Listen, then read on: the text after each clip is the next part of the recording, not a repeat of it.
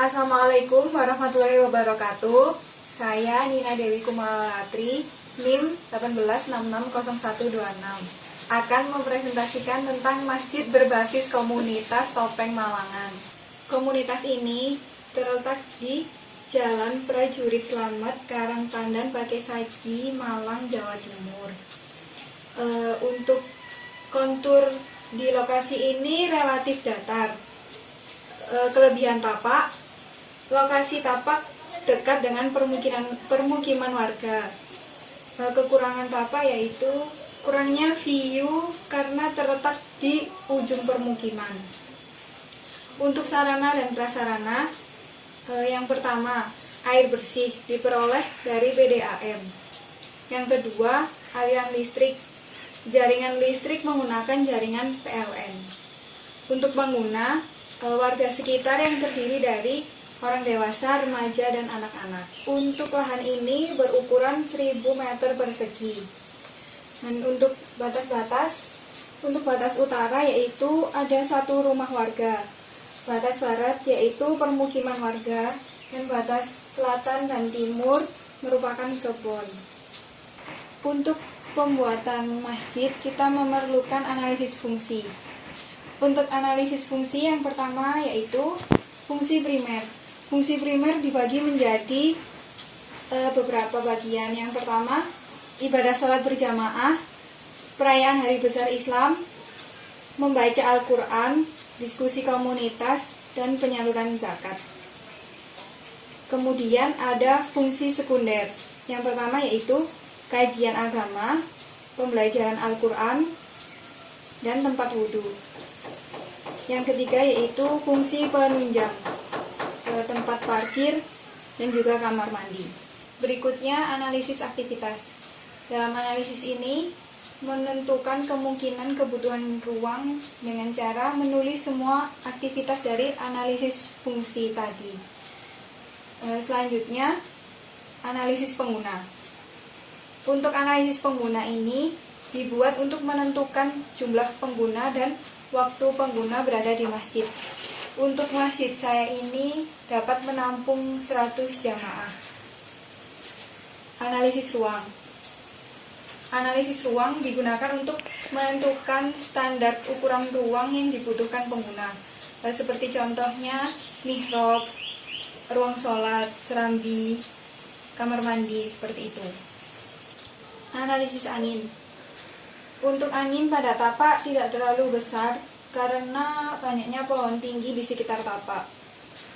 Solusi untuk analisis angin ini yaitu yang pertama, penggunaan ornamen pada dinding agar angin dapat masuk secara optimal. Analisis kebisingan. Sumber utama dari kebisingan terdapat pada bagian barat bangunan karena ini berbatasan langsung dengan permukiman warga.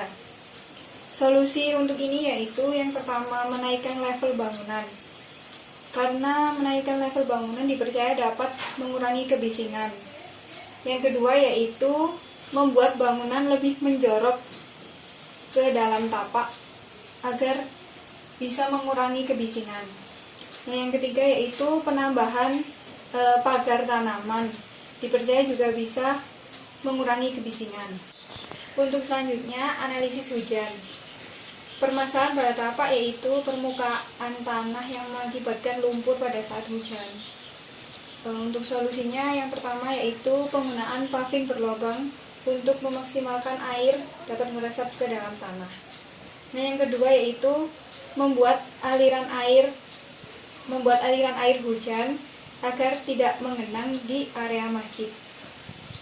Yang ketiga yaitu memberikan vegetasi pada area masjid. Analisis cahaya matahari. Pada tapak ini banyak pohon yang tumbuh tinggi yang dapat menghalangi pencahayaan. Solusi untuk ini yang pertama yaitu penggunaan material kaca yang dapat memaksimalkan cahaya masuk. Yang kedua yaitu tetap menumbuhkan pohon untuk peneduh agar dapat menetralisir panas matahari. Dan yang ketiga yaitu sedikit meninggikan level bangunan. Untuk selanjutnya yaitu konsep. Yang pertama, konsep dasar.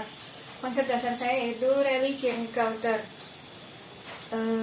Religion culture ini menggabungkan antara agama dan budaya, tetap menjalankan budaya dengan mempertimbangkan dari kaidah-kaidah Islam. Isu: kurangnya minat orang dewasa, perkembangan komunitas sedikit menurun, jarak antara masjid satu dengan yang lainnya jauh. Konsep desain.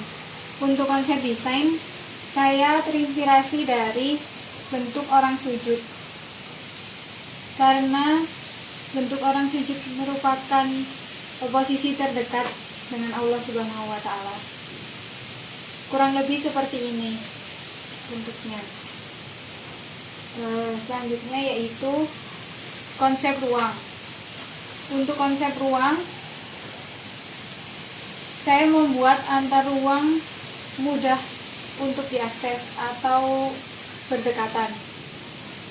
Seperti contohnya, setelah kamar mandi dan ruang wudhu, langsung bisa ke serambi dan bisa ke ruang sholat.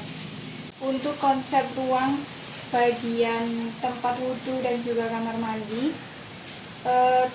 di tempat wudhu, jadi pada bagian kerannya itu menggunakan material batu alam supaya terkesan lebih natural. Untuk bagian ruang sholat, di setiap pinggir ruang sholat menggunakan material kaca untuk memaksimalkan cahaya yang masuk. Dan untuk serambi merupakan bagian terbuka dari masjid. Ini gambar dari transformasi bentuk. Ini merupakan gambar eksterior dari masjid. Untuk fasad bangunan, pada bagian ini menggunakan material kayu dan juga menonjol. Bagian ini mengingatkan kita pada Allah Subhanahu wa taala. Dan untuk bagian ini merupakan vegetasi buatan. Pada atap bangunan menggunakan material kaca untuk memaksimalkan cahaya yang masuk. Dan untuk pohon-pohon ini, itu untuk menetralisirkan panas dari matahari. Sekian dari saya. Mohon maaf bila ada salah kata. Wassalamualaikum warahmatullahi wabarakatuh.